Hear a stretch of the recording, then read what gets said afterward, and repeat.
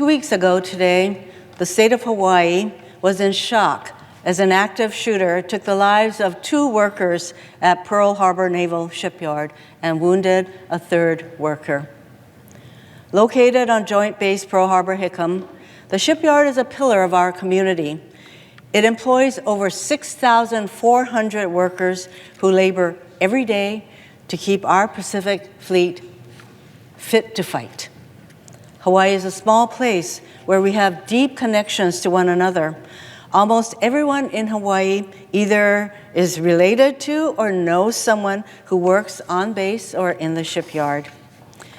In my state office in Honolulu, a member of my staff has a son who is an apprentice at the shipyard and who was there that day. These connections are part of the reason why the shooting has impacted our state so deeply.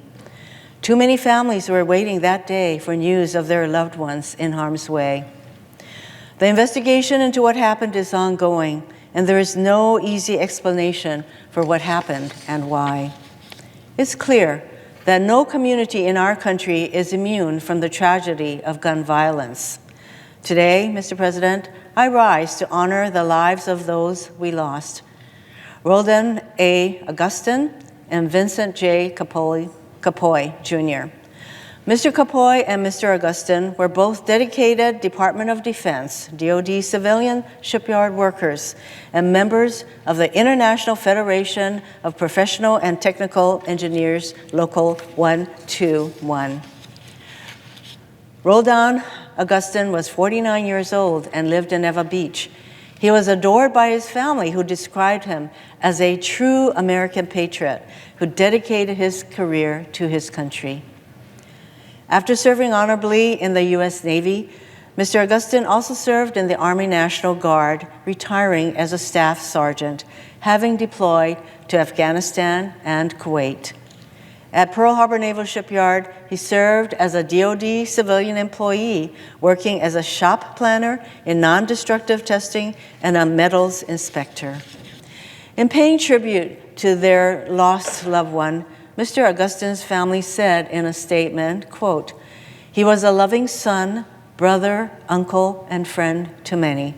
Having grown up in Waipahu, Roldan enjoyed working on cars with his friends and spending time with his family and adored his nieces. We will forever remember Roldan to be humble and honest and a generous and patient man," end quote. Vincent Capoy was 30 years old and lived in Honolulu. He grew up in Waianae and graduated from Kamehameha schools. His father, brother, sister, and sister-in-law are also civilian employees at the shipyard, where he served as a metals inspector apprentice.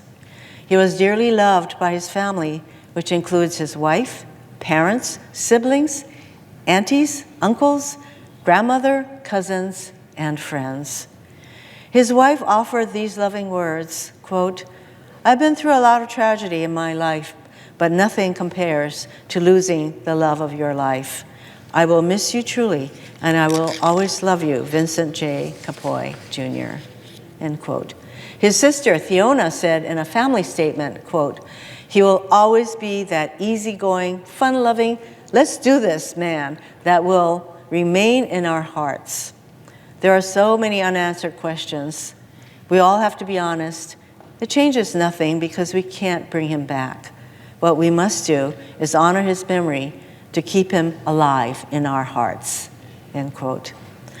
I also want to honor Roger Nakamine, who was wounded in the attack. Mr. Nakamine was working as a civilian apprentice at the shipyard when he was wounded.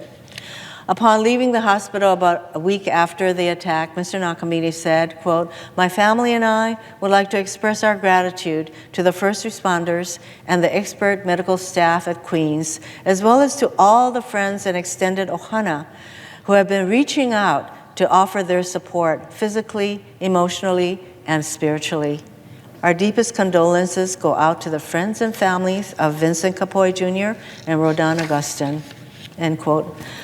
Mr. President, Roldan and Vincent, like thousands of their fellow workers, dedicated themselves to the shipyard's critically important mission of repairing, maintaining, and modernizing the U.S. Pacific Fleet in defense of our country.